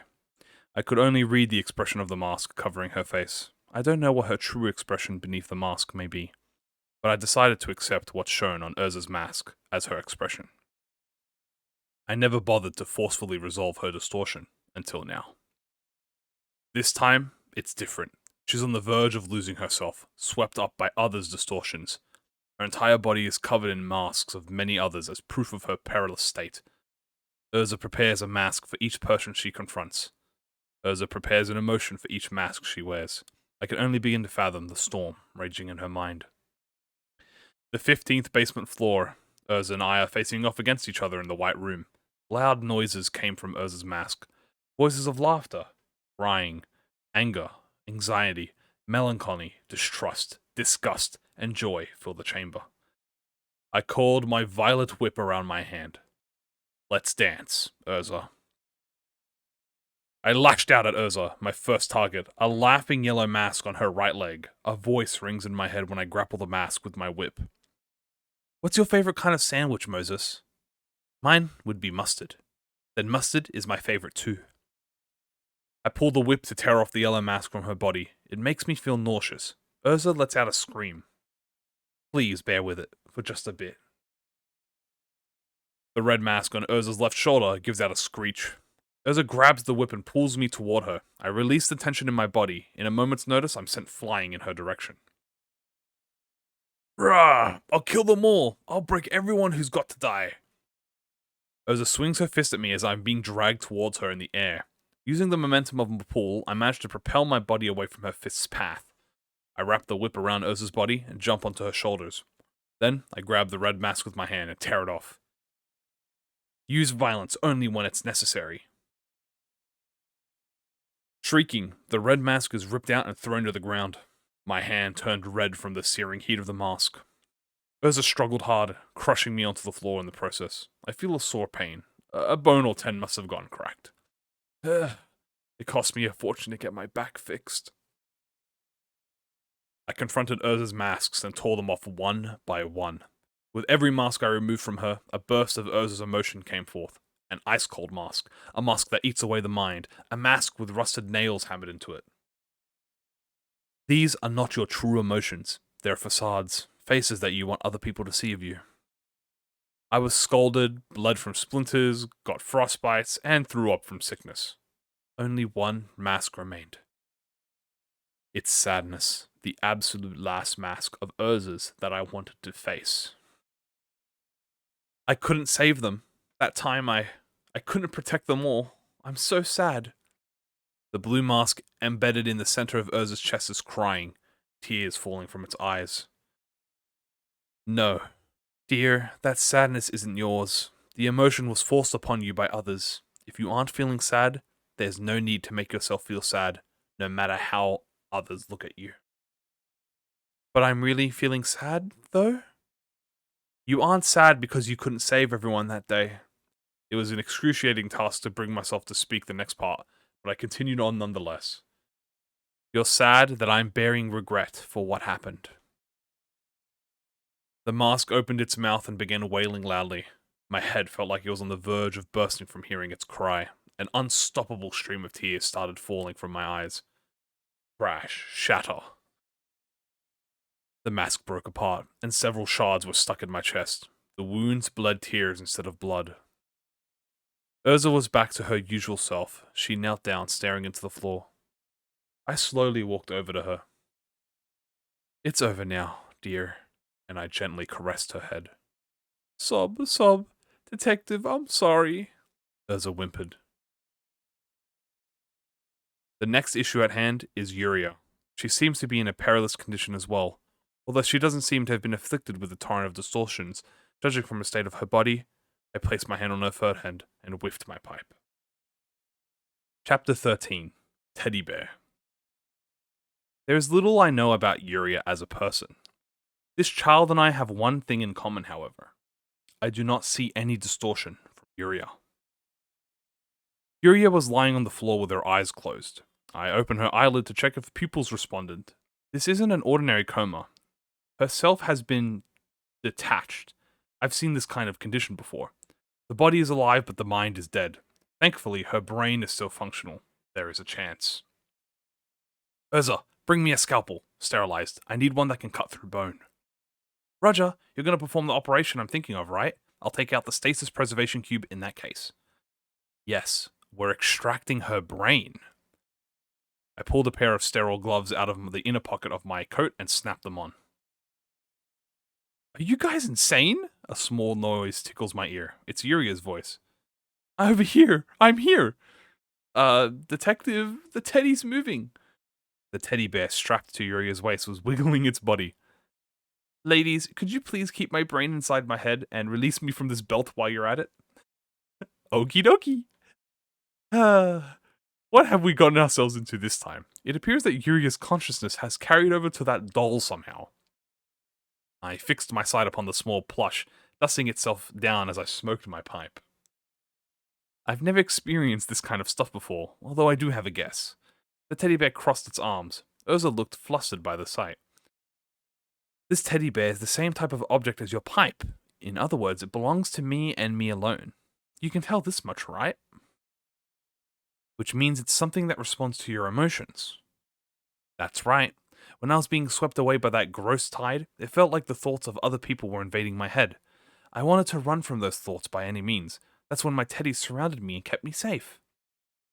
In summary, as an act of a bizarre force, transferred your mind from your body into that teddy bear.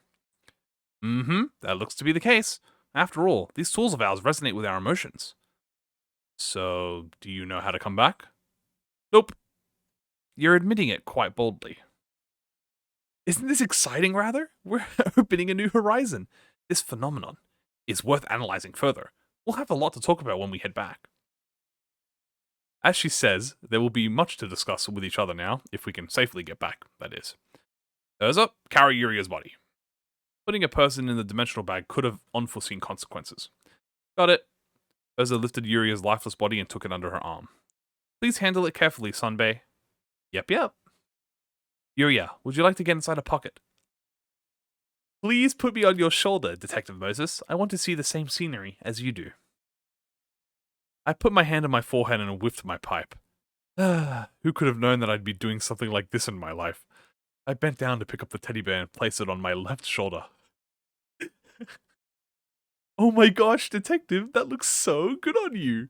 Urza hopped in excitement. That won't help heal her wounds.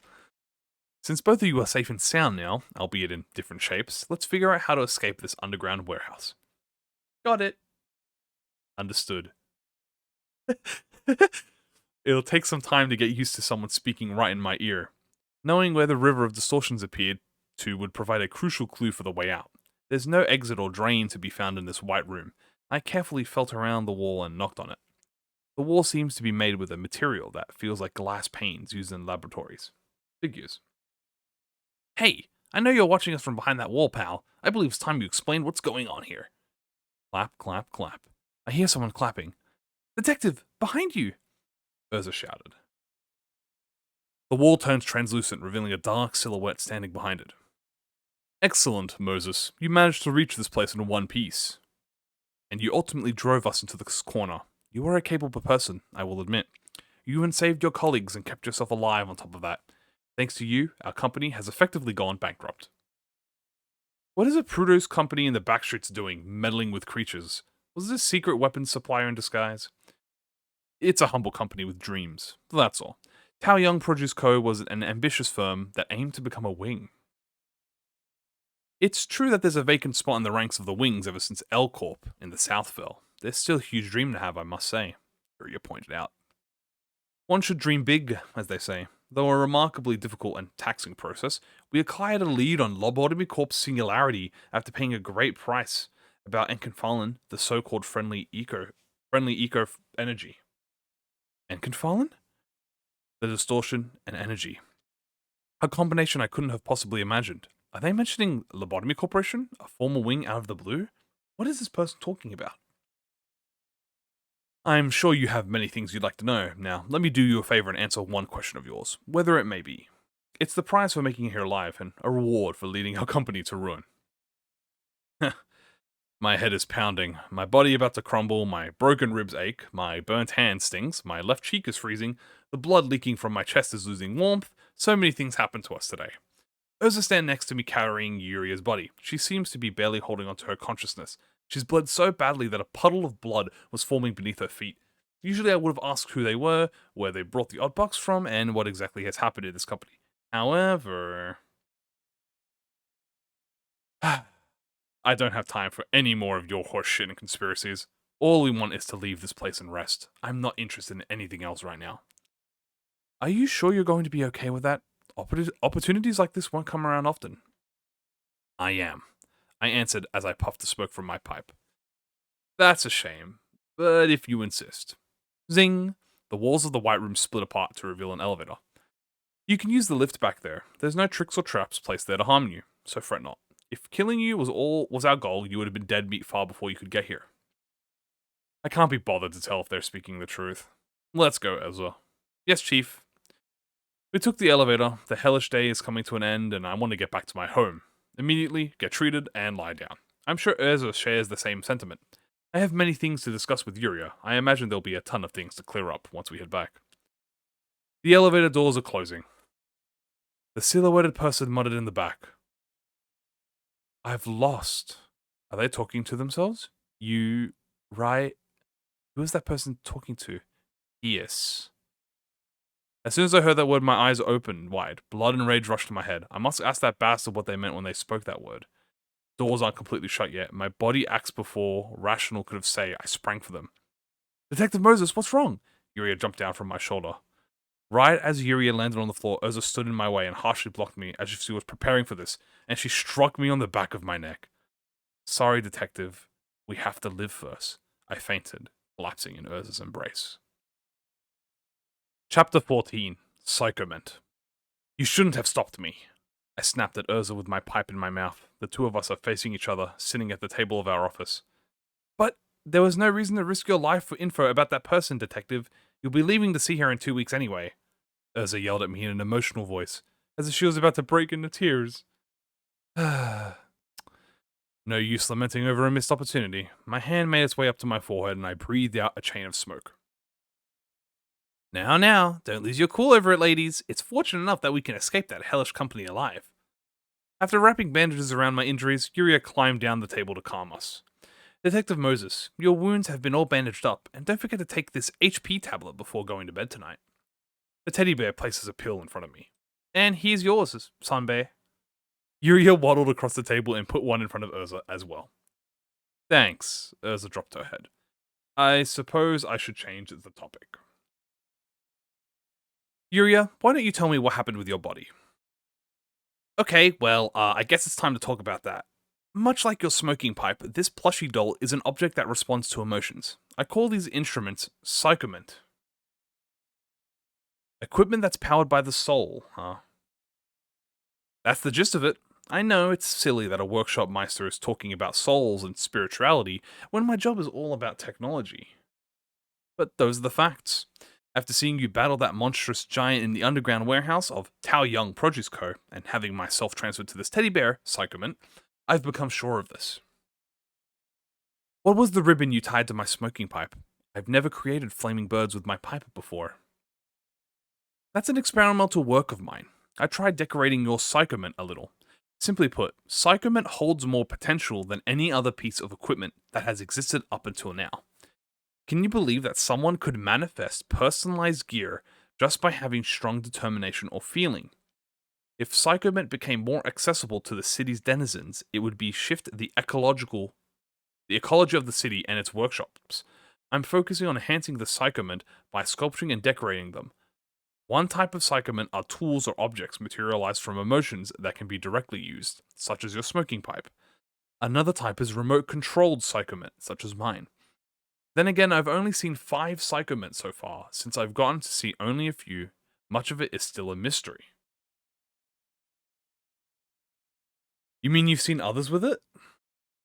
Yes, but yours was by far the most impressive Psychoment I've seen. If I'm being honest, that red cylinder you summoned in the underground warehouse, it could erase space itself.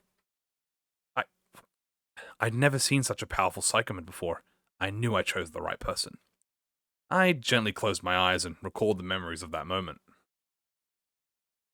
You can't see what you call the distortion in me, can you, detective? I nodded in acknowledgement. According to my theory, psychoman is the distortion physically removed from a person. That's why the distortion can't be seen in people who own a psychoman, like you and me. Makes sense. It's my turn now. How did you get your hands on that smoking pipe, Detective Moses? Yuria asked, crossing her arms. Do you really wish to know? If you try digging into me deeper than this, you might end up entangled forever. Isn't that right, Urza? Urza gave a silent agreement. I swore to devote my life to the psychoman. Your whole life? Okay. I took a smoky breath. I happen to be wondering the same thing as you. Why is this smoking pipe ended up in my hand? How come I know how to use this damn thing? The memories are scattered into pieces and the emotions are in a muddle. And I breathed down. That's why I'm chasing after the distortion. We're going to leave soon to find out the truth. I'll go on that trip and I won't ever come back from it. So you don't really know yourself, Yuria spoke in a disappointed tone. I want to know it more than desperately than anyone. The cursed phenomenon and this damned pipe have made me suffer too many sacrifices, Yuria. Know that I'm going to sincerely and thoroughly exploit you from this moment onward. You're more than welcome if it means I can learn more about your psychoman and the emotions that form it. Please, use me to your heart's content. Yuria extended her plush arm for a handshake. I couldn't help but give a chuckle as I held the teddy bear's little hand and shook it gently. Well then, I suppose it's time to hit the proverbial hay. Tomorrow will be another day. I nudged the chair backwards and stood up. Remember to take your HP tablet, Detective Moses. I will. Urza, are you going to stay up for a while longer? Yeah, I want to talk to Yuria for a bit. Alright, I should give you youth some alone time together after all. I'll go to bed first, then. Urza lightly nodded at me. Good night, Detective.